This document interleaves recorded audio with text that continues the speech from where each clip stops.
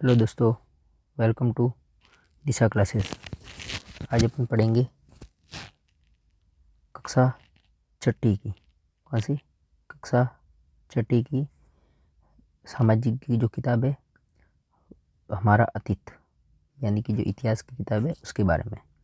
उसमें chapter number है पहला, क्या, कब, कहाँ और कैसे। समझिए इसको ध्यान से। अपन अतीत के बारे में बेसिक जानकारी पढ़ेंगे कि आखिर में देखिए स्टार्ट करते हैं कि अतीत को अपन कैसे समझें। ठीक है, पढ़ने का तरीका क्या होना चाहिए, तो देखिए। तो अपन स्टार्ट करते हैं। रसीदा का सवाल। देखो, रसीदा बैठी अखबार पढ़ रही थी। रसीदा बैठी बैठी अखबार पढ़ रही थी। अचानक उसकी निगाह एक सुर्खी पर पड़ी। अखबार में कुछ लिखा था कि 100 साल पहले। वह सोचने लगी कि यह कोई कैसे जान सकता है कि इतने वर्षों पहले क्या हुआ था। ठीक है, अब देखिए आगे।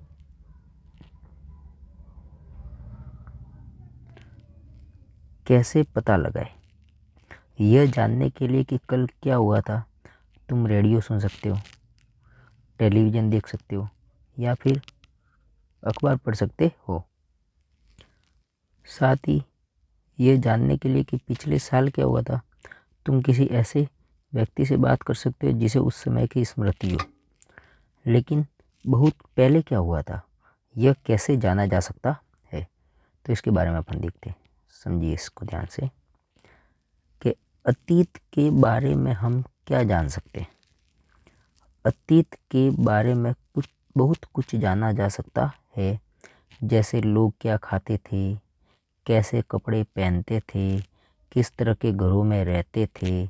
हम आखेटको यानी जो शिकारी होते हैं, पशुपाल को जो पशुओं को पालने वाले होते हैं, कृषकों जो खेती करने वाले होते हैं, शासकों जो शासन करते हैं, राजा होते हैं, व्यापारी जो व्यापार करते हैं, पुरोहितों ये पंडित वगैरह, शिल्पकार जो चीज़ों को बनाते हैं, कलाकार जो कलाएँ दिखाते हैं, संगीतकार जो नाच गाते हैं, फिर वैज्ञानिकों के जीवन के बारे में जानकारी हासिल कर सकते हैं।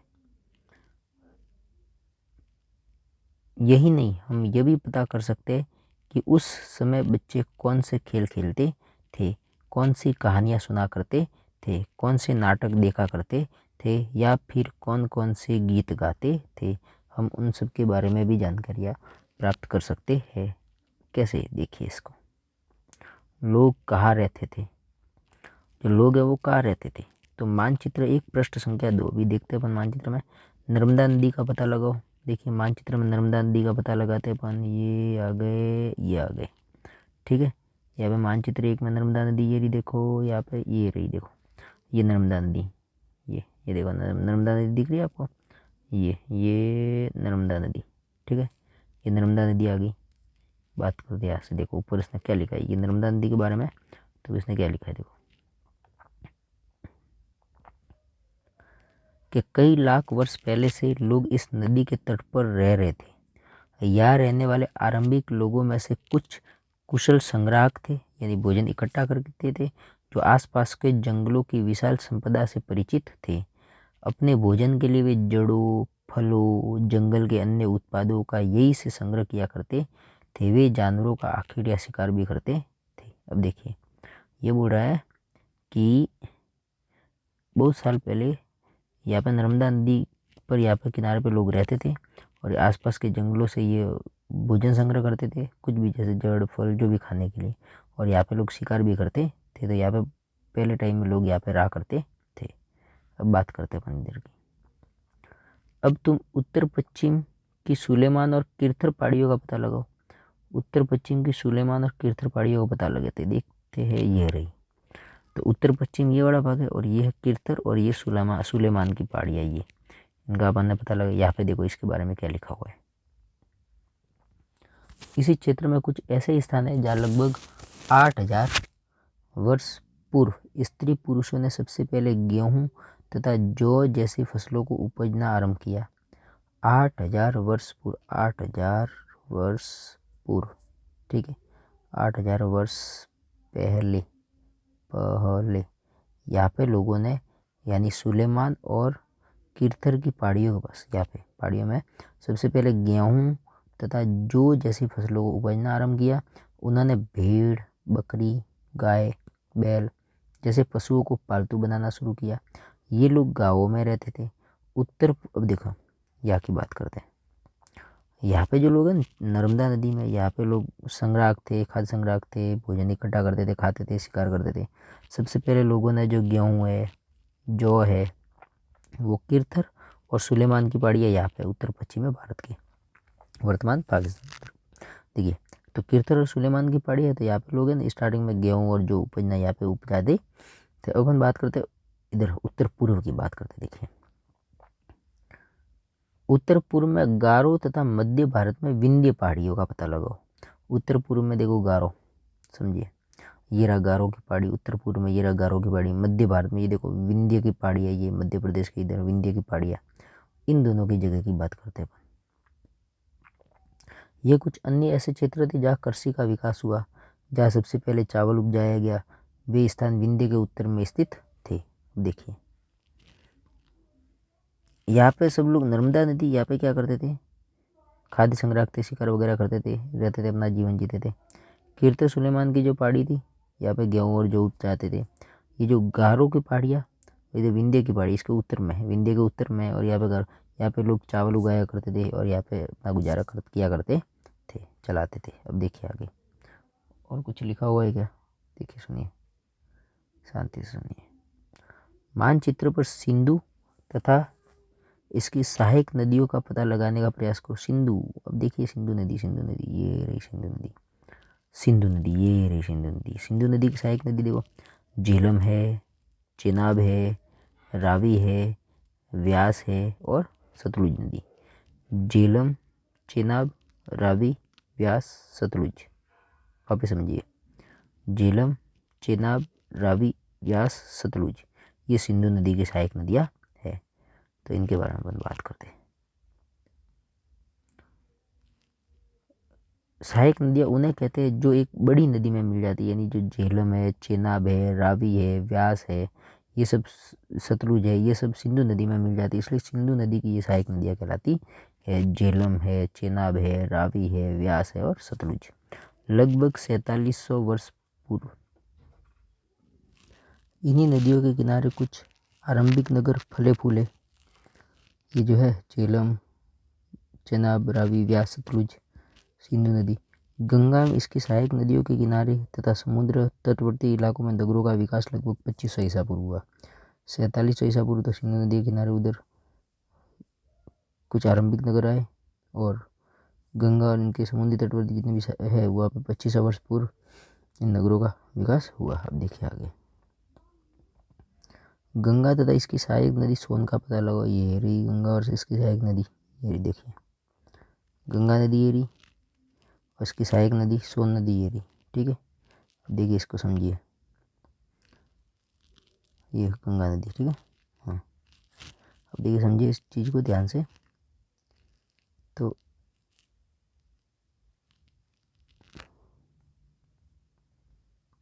गंगा के दक्षिण में इन नदियों के आसपास का क्षेत्र प्राचीन काल में मगध, यानी जो सोन नदी वाला भाग है वो मगध कहलाता, वर्तमान बिहार के नाम से जाना जाता था, मगध के नाम से जाना जाता था। इसके शासक बहुत शक्तिशाली थे और उन्होंने एक विशाल राज्य स्थापित किया था। देश के अन्य हिस्सों में भी ऐसे राज्यों की स्थापना की गई थी। लोगों ने सदैव उपमहाद्वीप के एक हिस्से से दूसरे हिस्से तक यात्रा की।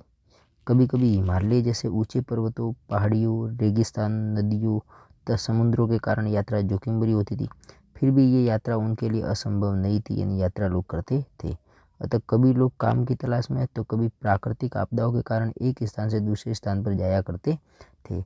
कभी कभी सेनाएं दूसरे क्षेत्रों पर विजय हासिल करने के लिए भी जाती थी। इसके अतिरिक्त व्यापारी कभी काफिले में तो कभी जहाज़ों में अपने साथ मूल्यवान वस्तु लेकर एक स्थान से दूसरे स्थान जाते रहते थे। व्यापारी व्यापार करने जाते थे, जो सैनिक है, जो सेना है, वो युद्ध विजय हासिल करने के लिए दूसरे क्षेत्र पर जाती थी। बहुत सारे लोग इधर उधर दूसरे कारणों से जाते रहते थे। धार्मिक गुरु लोगों को शिक्षा और सलाह देते, एक गांव से दूसरे गांव जाते थे, एक कस्बे से दूसरे कस्बे जाते थे। कुछ लोग नए और रोचक स्थानों को खोजने की चाह में उत्सुकतावश भी यात्रा किया करते थे। इन सभी यात्राओं से लोगों को एक दूसरे के विचारों को जानने का अवसर मिला। लोगों ने एक दूसरे की एक जगह से दूसरी जगह गए तो एक दूसरे लोगों को समझा, उनके विचारों को जाना, उनसे बात करी, उनसे समझा उस चीज़ की भौगोलिक चीज पर्यावरण के बारे में वहाँ पे उन्होंने देखा वातावरण। अब देखिए आगे, आज लोग यात्राएं क्यों करते हैं। एक बार फिर से मानचित्र एक को देखो। पहाड़ियों, पर्वत और समुद्र इस उपमहाद्वीप की प्राकृतिक सीमा का निर्माण करते हैं। हालांकि लोगों के लिए इन सीमाओं को पार करना आसान नहीं था। जिन्होंने ऐसा चाहा वे ऐसा कर सके। वे पर्वतों की ऊंचाई को छू सके तथा गहरे समुद्रों को पार कर सके। उपमहाद्वीप के बाहर से भी कुछ लोग यहाँ आए और यही बस गए। लोगों के इस आवागमन ने हमारी सांस्कृतिक परंपराओं को समृद्ध किया। यानी कि बहुत सारे लोग हम इसमें मिल गए और अलग अलग लोगों की जिनकी जो सांस्कृतिक परंपराएं थी वो मिक्स हो गई और धीरे धीरे अपनी सांस्कृतिक परंपरा समृद्ध हो गई। अब देखिए मानचित्र एक।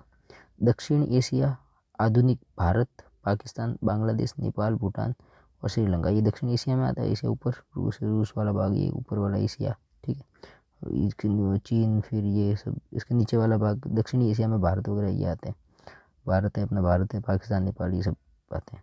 और अफगानिस्तान, ईरान, चीन तथा म्यांमार आदि पड़ोसी देशों को दर्शाता है। दक्षिण एशिया एक महाद्वीप से छोटा है।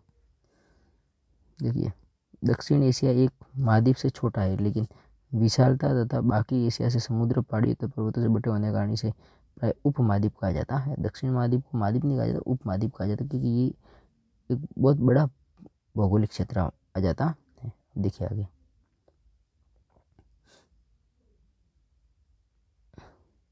कई सौ वर्षों से लोग पत्थर को तराशने, संगीत रचने और यहाँ तक कि भोजन बनाने के लिए तरीकों के बारे में एक दूसरे के विचारों को अपनाते रहे। देश के नाम, अपने देश के लिए हम प्राय इंडिया तथा भारत जैसे नामों का प्रयोग करते हैं। इंडिया शब्द इंडस से निकला, ये ध्यान से सुनिएगा। इंडिया शब्द इंडस से निकला है जिसे संस्कृत में सिंधु कहा जाता है। अपने एटलस में ईरान और यूनान का पता लगाओ। ईरान और यूनान का है तो वहाँ पे लगभग ईरान अभी चल रहा है ना युद्ध, ईरान अभी चल रहा है युद्ध। ईरान तो नहीं चल रहा लेकिन अभी चल रहा है आपका इजराइल और पैलेस्टाइन यानी फिलिस्तान का। तो इधर ईरान पड़ता है तो ईरान उसके पास में ही है, आप पता लगाइए, ठीक है।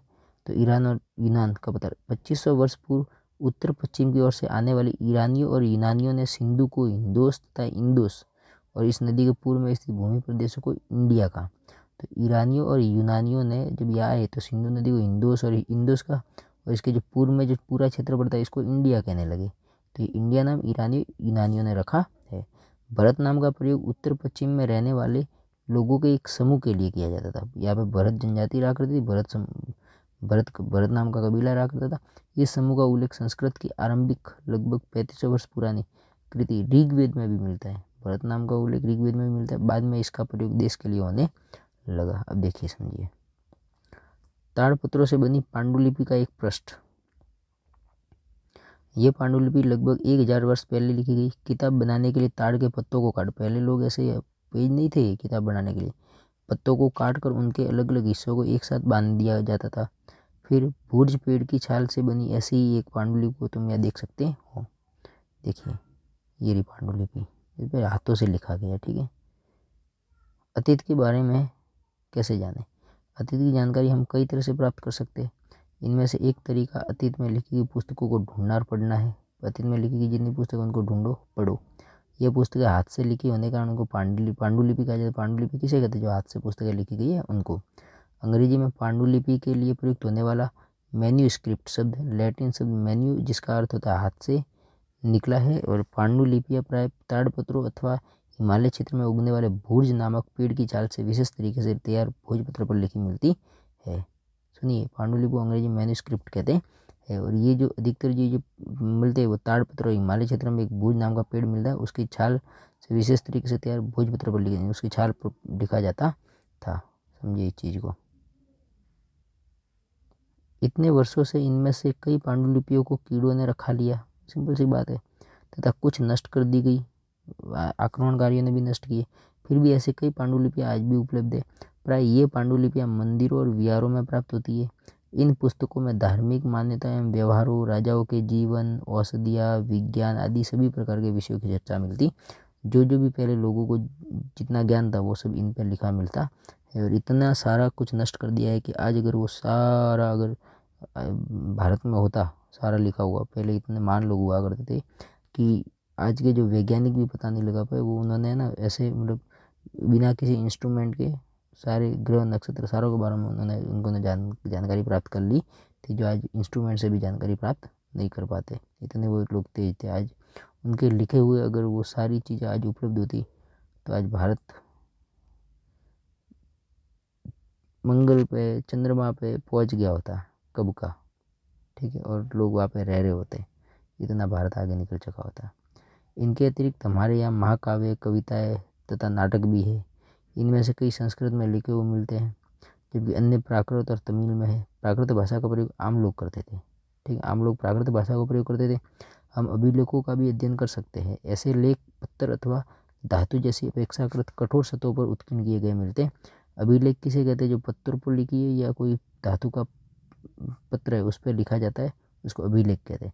कभी कभी शासक अथवा अन्य लोग अपने आदेशों को इस तरह उत्कीर्ण करवा देते ताकि लोग उन्हें देख सके, पढ़ सके, उनका पालन कर सके।